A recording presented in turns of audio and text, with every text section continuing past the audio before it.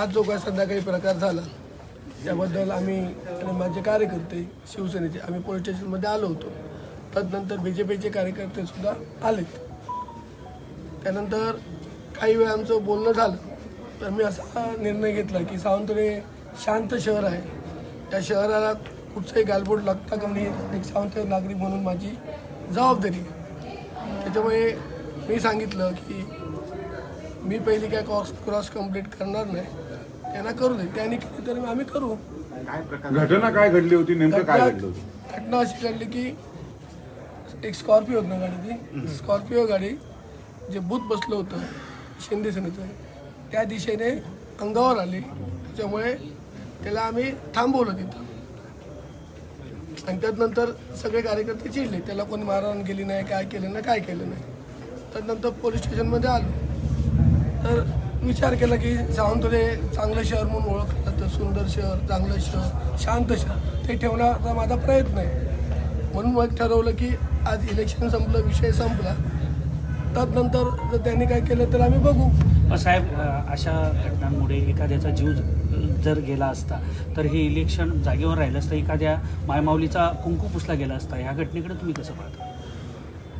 आता ही घटना घडली ही चुकीची आहे हे मी मान्य करतो, पण तरीसुद्धा जर आम्ही NC केली, क्रॉस कंप्लेंट केली, ते क्रॉस कंप्लेंट करणं ह्याच्यातनं होणार काय नाही. फक्त सावंतवाडीची शांतता बिघडणं, एक सुजाण नागरिक म्हणून मला ते नको आहे. तशी मी त्यांना समज, त्यांच्या ज्येष्ठ जे नेते आलेत त्यांना तशी मी समज दिलेली आहे. तुमचा आणि भाजपचे पदाधिकारी आहेत यांच्यामध्ये चर्चा झाली की पोलिसांशी तुम्ही चर्चा केलेली आहे, काय घडले? नाही, भाजपचे पदाधिकारी होते, पोलीस होते, मी चर्चा केली आहे, तसा मी विषय ठेवला आहे आणि त्यांनी ठेवला माझ्याकडे.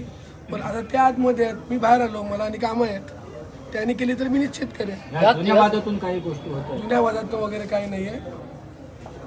जो ड्रायव्हर होता तो UPतला होता, तो ड्रिंकमध्ये होता, त्याला आता पोलीस तपासतील, त्यांनी केली तर आम्ही NC करू, नाही तर मी त्याला तोंडी सावंतवाडी समज दिलेली आहे. पण तुमच्या कार्यकर्त्यांना 69.33% मतदान झालेलं आहे. एक मिनिट केसरी सर, तुमच्या कार्यकर्त्यांना पोलीस ठाण्यात मारण्याची धमकी दिली आहे, पोलीस ठाण्यात ही धमकी दिली, त्याकडे तुम्ही कसं बघता? पोलीस बघतील ना कोणी धमकी दिली आणि पोलीस त्याच्यावर कारवाई करतील. पोलीस स्टेशनमध्ये दिली ना, पोलिसांची जबाबदारी आहे कारवाई काय करायची. ती संजू परब कारवाई करणार नाहीये. म्हणजे 2 राडे पाहायला मिळाले, एक रस्त्यावर आणि एक पोलीस ठाण्यामध्ये, कसं बघताय तुम्ही? ह्याला काय राडा म्हणत नाही, तुम्ही वाटतं कधी राडे बघितले नाहीत, त्याला राडा म्हणतात, ह्याला भाताभाजी बोलतात. राडे कसे असतात तुम्ही बघितले नाही वाटतं कसं साहेब, हे राडे नाही, भाताभाजी. सावंतवाडीमध्ये 69.36% मतदान झालं आहे. तुम्ही एकंदरीत शिवसेनेने ज्याप्रमाणे प्रचार केला, सगळ्या यंत्रणा राबवली, तुम्ही बऱ्यापैकी प्रचार केला, काय या निकालाकडे बघताय? 21-0. यात साहेब जो पोलिसांचं जे संरक्षण असलेला जो तिथे पोलीस होता तो त्या गाडीत होता म्हणून आक्षेप घेतलाय शिवसेनेने. दिलाय आम्ही, अर्ज करू, उद्या वकिलांशी बोलू कशा पद्धतीने करायचा तो त्या पद्धतीत देऊ. निकाल उद्या निकाल घोषित होता, पण नेमकी आजच स्टेटमेंट आली आहे. मी कोर्टाचा जो निकाल दिला, कोर्टाच्या विरोधात मी काही बोलू शकत नाही.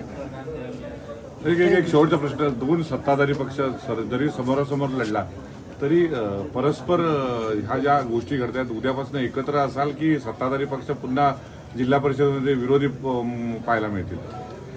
हे बघा, तो एवढा मोठा मी नेता नाहीये, वर ठरवणारे आहेत. साहेब, पैसे वाटपावरनं हे सगळं होतंय किंवा कार्यकर्त्यांमध्ये भांडण मारामारी आता झाले 5 वाजून गेले, आता काय बोलू, संपला विषय.